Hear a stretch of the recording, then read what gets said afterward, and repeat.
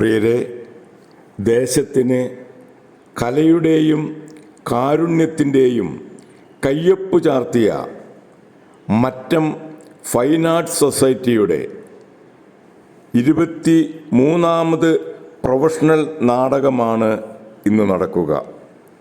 ഇതോടനുബന്ധിച്ച് SSLC +2 പരീക്ഷകളിൽ ഉന്നത വിജയം നേടിയ വിദ്യാർത്ഥികളെ കൂടി ആദരിക്കുന്നു. 2024 ജൂൺ 16 ഞായറാഴ്ച വൈകിട്ട് 7 മണിക്ക് മറ്റം കരിസ്മ പാലസിൽ നടന്ന ഈ പരിപാടികളിലേക്ക് നിങ്ങൾക്കേവർക്കും സുസ്വാഗതം. മറ്റം ഫൈൻ ആർട്സ് സൊസൈറ്റിയുടെ സ്വാഗതം ചെയ്തുകൊണ്ട് 23ാമത് പ്രൊഫഷണൽ നാടകം മുൻപിൽ സമർപ്പിക്കുന്നു. ഓച്ചിറ തിരു അരങ്ങിന്റെ ആകാശം വരയ്ക്കുന്നവർ നിരവധി അവാർഡുകൾ കരസ്ഥമാക്കി ജനസഹസ്രങ്ങളുടെ മനസ്സിൽ ഇടം പിടിച്ച് വിജയതേരിൽ മുന്നേറുന്ന ഓച്ചിറ തിരു അരങ്ങിന്റെ ആകാശം വരയ്ക്കുന്നവർ എല്ലാവരെയും സ്വാഗതം ചെയ്യുന്നു. അവനവന്റെ പങ്കാളി എനിക്ക് എന്റെ വിജയത്തെ പോലെ അതേ ഉണ്ടാവൂ. അന്തിക്ക് നമ്മളെ കാത്തിരിക്കാനും അന്തിശ്വാസം വലിക്കുമ്പോൾ അലമുറയിട്ട് നമ്മൾ തീർന്നു വന്ന് നാട്ടുകാരെ വിളിച്ചറിയിക്കാനും പങ്കാളി നഷ്ടപ്പെട്ടതിന്റെ വേദനയും ദുഃഖമൊക്കെ മറക്കാനും ഒതുക്കാനും നമ്മുടെ ആത്മാവിന് ശാന്തി കിട്ടണമെന്ന് പ്രാർത്ഥിക്കാനും അവിടെ ഉണ്ടാവൂ ഭാര്യ.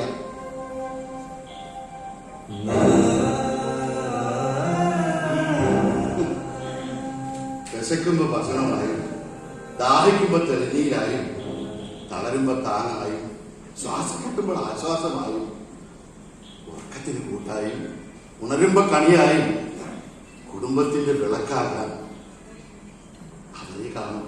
അതാണ് എല്ലാ ഭാരവും ചുമക്കുന്ന ഭാര്യ.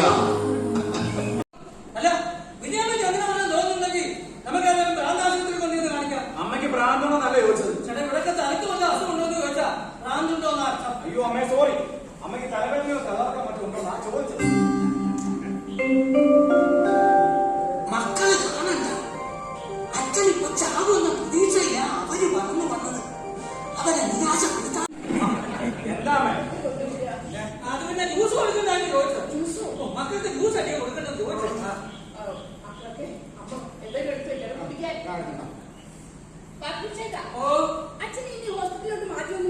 അങ്ങനെയൊന്നും വരില്ല എന്ന് ഡോക്ടർ പറഞ്ഞത്.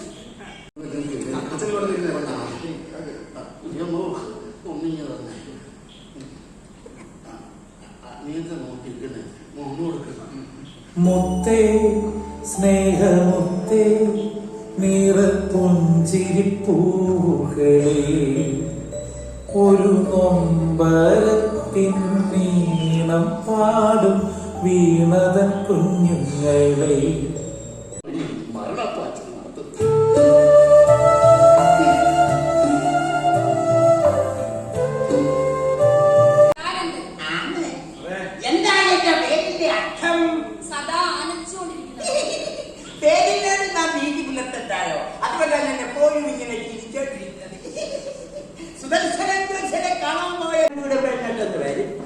ഓണത്തിനും തങ്കിരാത്തിക്കും അച്ഛനും അമ്മയ്ക്കും എന്തെങ്കിലും ഒന്ന് അയച്ചു കൊടുക്കും.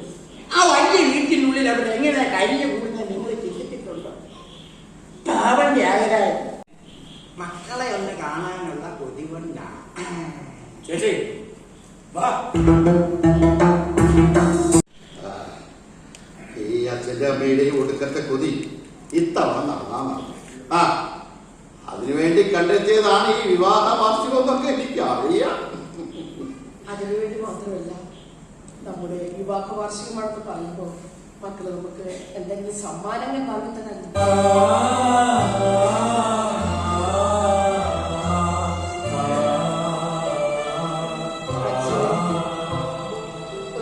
ആശപ്പെട്ട മക്കളല്ലേ, മറ്റാരും അല്ലല്ലോ. മാറി വരുന്ന കാലത്ത് മക്കളും മാതാപിതാക്കളും തമ്മിലുള്ള ബന്ധം മാറ്റിവെക്കാൻ എടുക്കുന്നതാണ് വിജയമേ നല്ലത്. മക്കളെ വിദേശത്ത് വിട്ട് പഠിപ്പിക്കാൻ കൂടുതൽ താല്പര്യം കാണിച്ചത് നമ്മൾ തന്നെ. അവരവിടെ പഠിച്ചു, ജോലി നേടി, അവരവിടുത്തുകാർക്കായപ്പോ ഇവിടുത്തെ സംസ്കാരവും ജീവിത രീതിയും ഒക്കെ അവർ മറന്നു.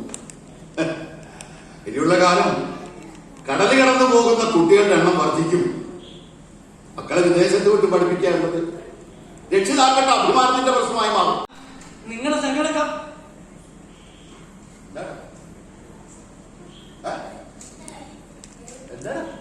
കർത്താവാണ് എന്റെ ത്യാഗത്തിന്റെ വിജയമ്മയുടെ സങ്കടം കാണുമ്പോ പാപ്പി കൊട്ടി പൊട്ടി കരഞ്ഞു. രണ്ടുപേരുടെ പേരിലും ചീറ്റിങ്ങിന് കേസ് ഫയൽ ചെയ്താൽ രണ്ടാളും കോടതിയിൽ ഇറങ്ങേണ്ടി വരും. അച്ഛനും അമ്മയോ പരിഗണിച്ച അത് ചെയ്യാത്തത്. സ്വന്തം മുറിയുടെ ഡോർ മുട്ടി അനുവാദം വാങ്ങാതെ അച്ഛനോ അമ്മയോ കടന്നു വന്നാൽ അച്ഛന്റെയും അമ്മയുടെയും പേരിൽ കേസ് കൊടുക്കാൻ കൊച്ചുമക്കൾക്ക് പോലും അധികാരമുള്ള നാട്ടിൽ നിന്നാ ഞങ്ങൾ വരുന്നത്. മക്കളെ റെസ്പെക്ട് ചെയ്യണം. എങ്കിലും മക്കളെ തിരിച്ച് റെസ്പെക്ട് ചെയ്യും. അതിന് സ്വന്തം മക്കളെ ആത്മാർത്ഥമായി സ്നേഹിക്കാൻ പഠിക്കണം. മക്കളെ മണ്ടന്മാരാക്കാനാണ്, സമർത്ഥന്മാരാക്കി വളർത്താനാണ് ഓരോ മാതാപിതാക്കളും ശ്രമിക്കേണ്ടത്.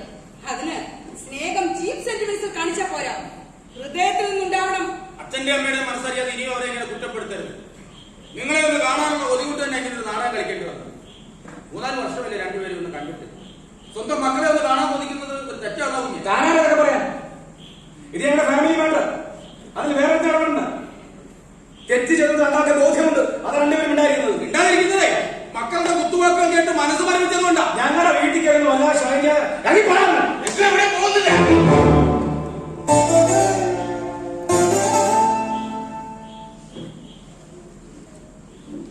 നിങ്ങൾ അച്ഛൻ അന്ത്യകരണം ചെയ്യാൻ വന്ന മക്കളല്ലേ.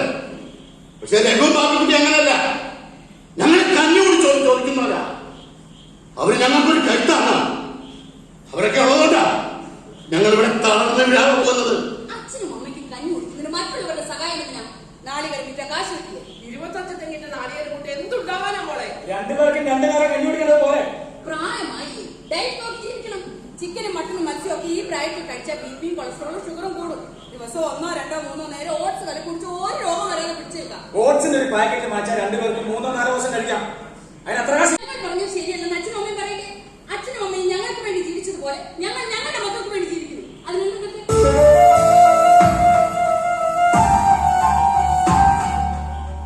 സ്വന്തം ജീവിതം വന്നോ നിങ്ങൾക്ക് വേണ്ടി ജീവിച്ചിരുന്നവരാകെ. ആയ കാലത്ത് ജീവിതം ആസ്വദിക്കുന്നതാണ് ഞങ്ങളും. കിട്ടിയ സമയം കിട്ട മക്കളെ നൽകി അറിയാമോ? മക്കൾ പറഞ്ഞാ ശരി, അവരാണ് ശരി. ഇനി ആരും അവരെ പിടിച്ചു നിർത്തണ്ട. അമ്മേ, ഞങ്ങൾ ഇറങ്ങുന്നു. ടൗണിൽ ചെന്നിട്ട് കുട്ടികൾക്ക് ഒന്നിന്റെ സാധനം പർച്ചേസ് ഉണ്ട്. ഞങ്ങൾ മോനെ, അച്ഛനും അമ്മയ്ക്കും കുറച്ച് കാശ് തരാനുണ്ടാവും.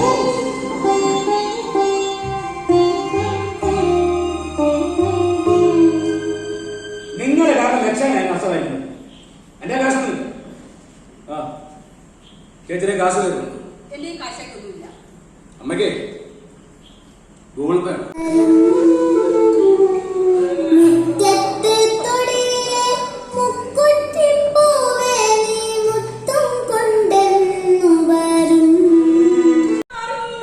കേട്ടോടാ, ഇത്രയും സ്നേഹവും ബഹുമാനമുള്ള ഒരു ബന്ധത്തിന് എവിടുന്ന് കിട്ടൂടാ മോളെ? ഇനി ഇവൻ നിന്നെ തല്ലി വന്നെങ്കിൽ ശ്രീപീഡനത്തിന് കേസ് കൊടുക്കും. നിന്നെ തല്ലുന്നതിന് പകരം നാട്ടുകാരെ വന്ന് തല്ലുന്നുണ്ട്.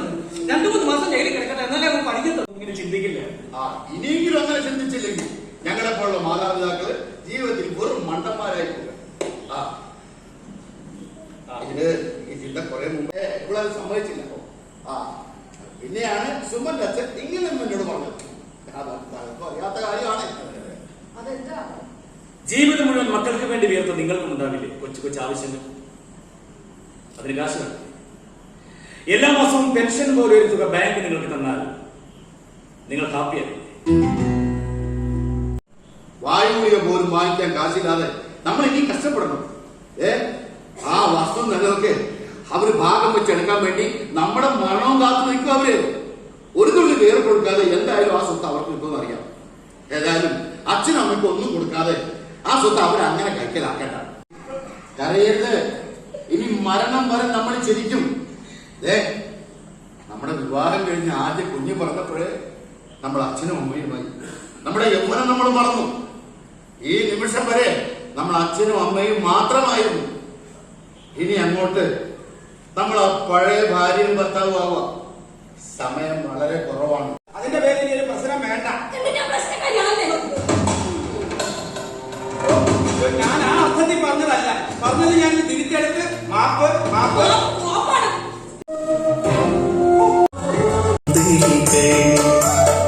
മധുരമലവനികൾ നീലേശലത സുന്ദരികൾ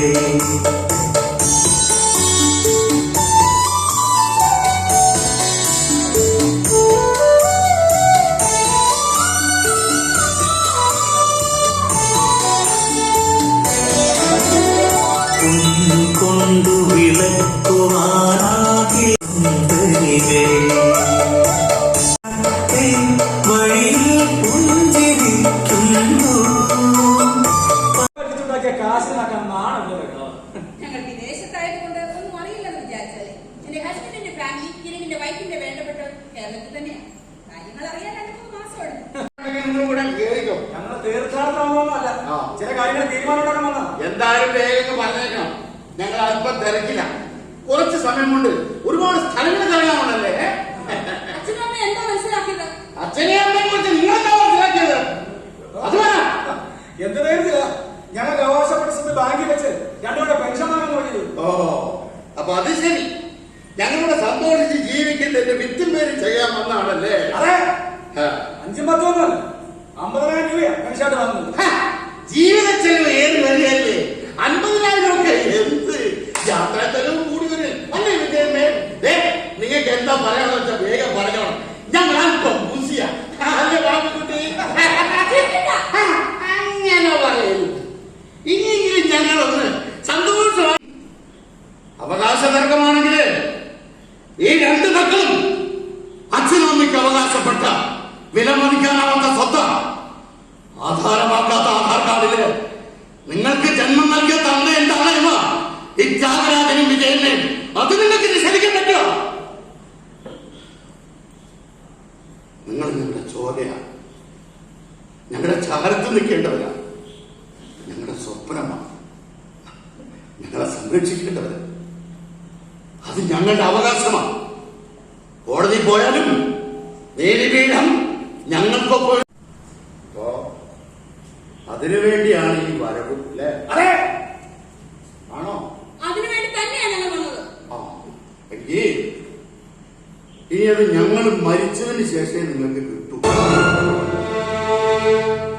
മരിച്ചു കഴിഞ്ഞ് ഞങ്ങള് നേടിച്ചത് തിരിച്ചടച്ച് നിങ്ങൾക്കത് സ്വന്തമാക്കാം. ഇല്ല, ഇനി ഇത് തുടരാൻ ഞാൻ അനുവദിക്കില്ല. നിങ്ങൾക്ക് ആർക്ക് വേണം?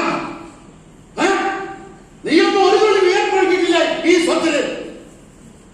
ജീവിതത്തിലെ എല്ലാ സന്തോഷങ്ങളും തയ്ച്ച് ഞങ്ങളുടെ നെല്ലിൽ പോയി സമ്പാദിച്ചു വെച്ചത് നീയൊന്നും അങ്ങനെയൊന്നും അനുഭവിക്കേണ്ടതാ.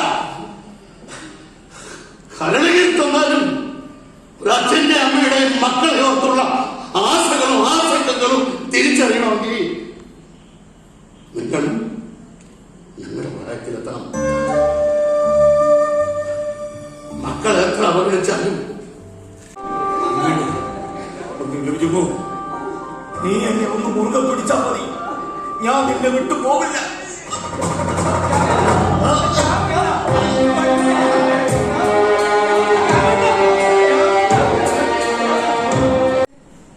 എന്നെ നീ അന്ന് വിളിച്ചേക്കളെ.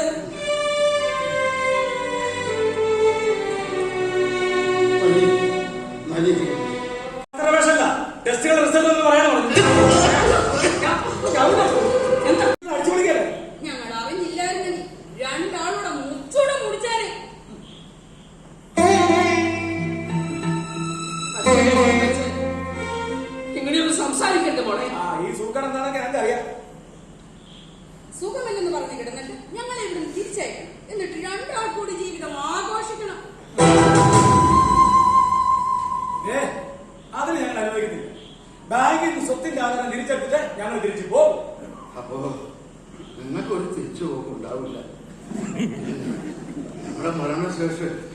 നിങ്ങൾക്കത് കിട്ടും. ഞാനത് പല ആവർത്തി പറഞ്ഞു കേട്ടതാ. എനിക്ക് എന്നെ കൊണ്ടത് പറയിപ്പിക്കണോ? അച്ഛനത് വാശി പിടിക്കണ്ട. ഇനി അധിക കാലം അമ്മയോടൊപ്പം ജീവിക്കാമെന്ന് വിചാരിക്കാൻ വേണ്ടി ഞാനൊരു വിചാരിച്ചു പറഞ്ഞതാ. അച്ഛന്റെ കാലശേഷം അമ്മയെ നോക്കാൻ ഞങ്ങളെ കാണും.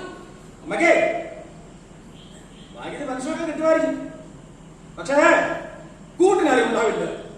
ഇപ്പോൾ തന്നെ ബാഗിന് ആധാരം തിരിച്ചെടുത്ത് ഞങ്ങളുടെ പേരിൽ ഈ അമ്മയുടെ ഭർത്താവ് മകളെ ആശുപത്രിയാ ബഹളം വെക്കരുത്. ചേച്ചി, നമുക്ക് പുറത്ത് നിൽക്കാം. ഈ ക്രിട്ടിക്കൽ സ്റ്റേജ് നമ്മൾ പോയാ മറ്റുള്ളവർ നമ്മളെ കുറ്റപ്പെടുത്തും. എന്ത് ഞാൻ അധിക കാലം ഒന്നും ഉണ്ടാവില്ലെന്ന് ഡോക്ടറോട് പറഞ്ഞു കാണും. മരണത്തെ എനിക്ക് പേടിക്കും. പക്ഷേ ഞാൻ പോയാൽ എന്റെ വിജയമ്മയ്ക്ക് പിന്നെ ആരാ? വിശാലമായ ലോകത്താണ് അവൾ ജീവിക്കുന്നതെങ്കിലും അവളുടെ ലോകം ഞാൻ അതില്ലെങ്കിൽ പിന്നെ അവളില്ല കുട്ടി. എനിക്കറിയില്ലേ, യാഗോളൻ എന്നോട് എപ്പോഴും പറയാറില്ലേ വിജയമ്മയോടൊപ്പം മരിക്കണമെന്ന്. മുൻസീറ്റിൽ വിജയമ്മ, പിൻസീറ്റിൽ ഞാൻ. സ്വർഗത്തിലേക്കാൾ ശ്വാസിക്കാനും നഗ്നരായി കിടക്കാൻ എന്റെ മുന്നില്ലാതെ ഈ ലോകത്ത് ഏതൊരമ്മയും അവരുടെ മക്കളുടെ അച്ഛന്റെ കാലശേഷമേ മരിക്കാവൂ എന്ന് പ്രാർത്ഥിക്കുന്നത്. അതുകൊണ്ട് പാപ്പിക്കുട്ടി, ഞങ്ങളുടെ മക്കള് എന്നെ നോക്കിയില്ലെങ്കിൽ വേണ്ട. എന്റെ ത്യാഗം പോയതിനു ശേഷം ഞാൻ ഇവിടുന്ന് പോകും.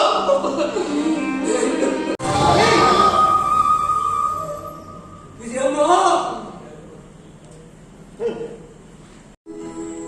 മണ്ണിനെ കാണാൻ കൊതിക്കും ഒരു കുഞ്ഞു പൂവെന്നു വാടുന്നു.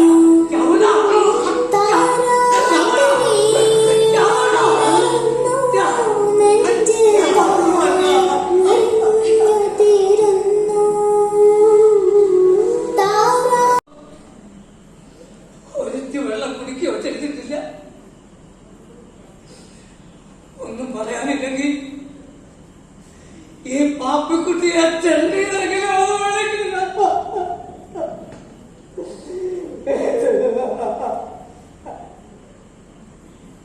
ചേട്ടാ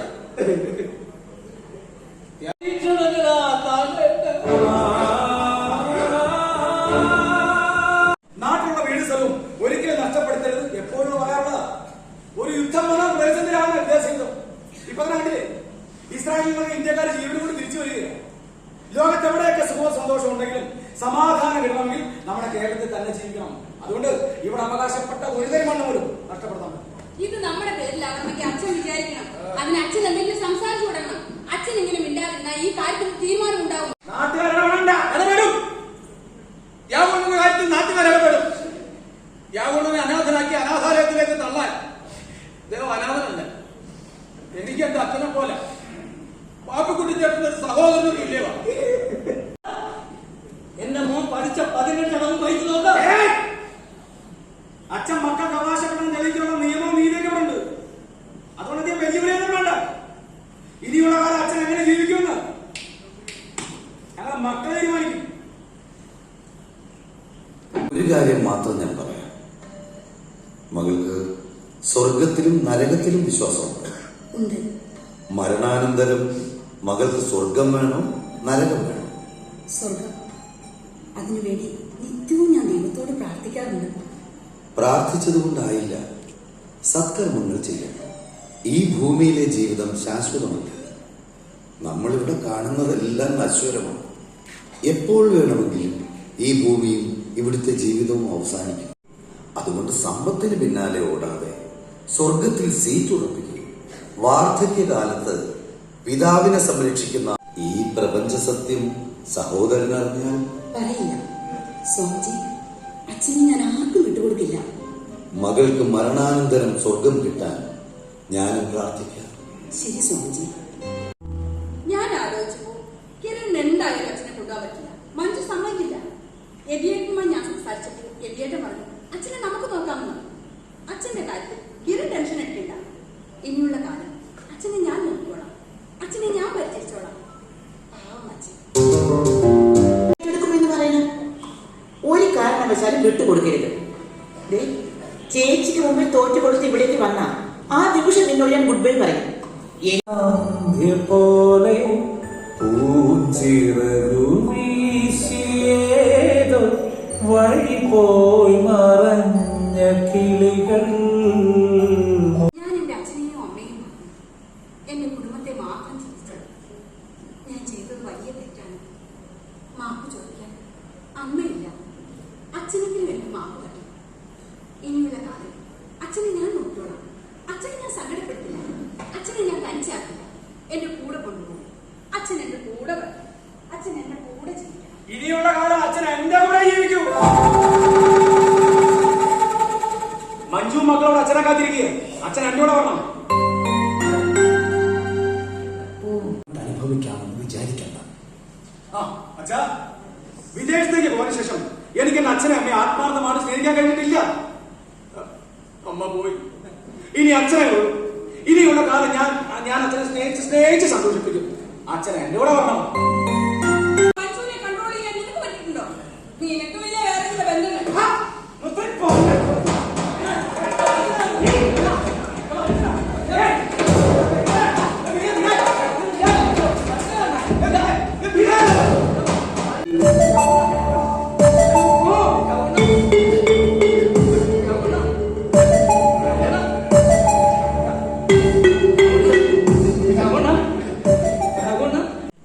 നിങ്ങളൊന്നും പഠിക്കാത്ത ദാമ്പത്യത്തിന്റെ വലിയ പാഠം. അത് പഠിക്കണമെങ്കിൽ സ്നേഹബന്ധങ്ങളെ വിലമതിക്കുന്ന നമ്മുടെ പൈതൃകത്തെ അറിയണം. നാം ജനിച്ചു വളർന്ന ഈ നാടിന്റെ സംസ്കാരത്തെ മറക്കാതിരിക്കണം. വേറൊരു ഡ്രൈവറായ ഞാൻ എന്തൊക്കെയാ പറയുന്നത് ഒരു പുച്ഛം തോന്നിയല്ല. അനുഭവങ്ങൾ ആ മനുഷ്യനെ അറിവുള്ളവനാക്കുന്നത്. ലോകത്ത് എവിടെ വേണമെങ്കിലും പോയിക്കോ, സമ്പത്ത് വാരിക്കൂട്ടിക്കോ, പുതിയ പുതിയ കണ്ടുപിടുത്തങ്ങളിൽ അറമാദിച്ചോ. എന്നാലും കുഞ്ഞിലെ ഊട്ടി ഉറക്കിയ ഉപാധികളില്ലാത്ത ഈ സ്നേഹത്തെ മറക്കരുത് മക്കളെ. മക്കൾ വലുതാകുമ്പോൾ അച്ഛനമ്മമാരുടെ സമ്പത്തിൽ ആർത്തി കാണിക്കും. പക്ഷെ അച്ഛനും അമ്മയും വയസ്സാകുമ്പോൾ മക്കളുടെ സമ്പത്ത് കൈയിട്ട് വരാൻ പറ്റില്ല. അവർ കൈനീട്ടുന്നതേ മക്കളുടെ സ്നേഹത്തിന് വേണ്ടിയാണ്. അതിരുകളില്ലാത്ത ആകാശം പോലെയാ മനുഷ്യന്റെ ആർത്തിയും ആർഭാടവും. ആകാശത്തിന്റെ നിറവും ഭാവവും മാറിക്കൊണ്ടേയിരിക്കും. പക്ഷേ ആ ആകാശത്തെ വരച്ച് വഴുതിക്കുള്ളിലാക്കാൻ ഒരു മനുഷ്യനും പറ്റില്ല മക്കളെ. വീടും മനസ്സും സ്വർഗമാകും. സ്വർഗം ഭൂമിയിൽ തന്നെ കിട്ടും. ഇനി രണ്ടുപേരോട് മറ്റൊരു കാര്യം കൂടി പറയാം. അമ്മയുടെ ഓർമ്മകൾ തളം കെട്ടിരിക്കുന്ന ഈ വീട്ടിൽ നിന്ന് അച്ഛനെ കൊണ്ടുപോകാമെന്ന് വിചാരിക്കുകയും വേണ്ട. ത്യാഗമെന്നത് നിങ്ങൾ നോക്കിയില്ലെങ്കിൽ ഞങ്ങൾ നോക്കും. ആദ്യം കറയില്ലാതെ അച്ഛനെ സ്നേഹിക്കാൻ പറ്റുമോ എന്ന് സ്വന്തം മനസാക്ഷിയോട് ചോദിക്കും. എങ്കിലേ നിങ്ങൾ പ്രായമാകുമ്പോ നിങ്ങളുടെ മക്കൾ നിങ്ങളെ സ്നേഹിക്കുമെന്ന് മനസ്സിനെ പറഞ്ഞ് പഠിപ്പിക്കണ്ടാണ്. സമ്പത്ത് കൊണ്ട് നേടാൻ പറ്റാത്ത ഒന്നേ ഉള്ളൂ,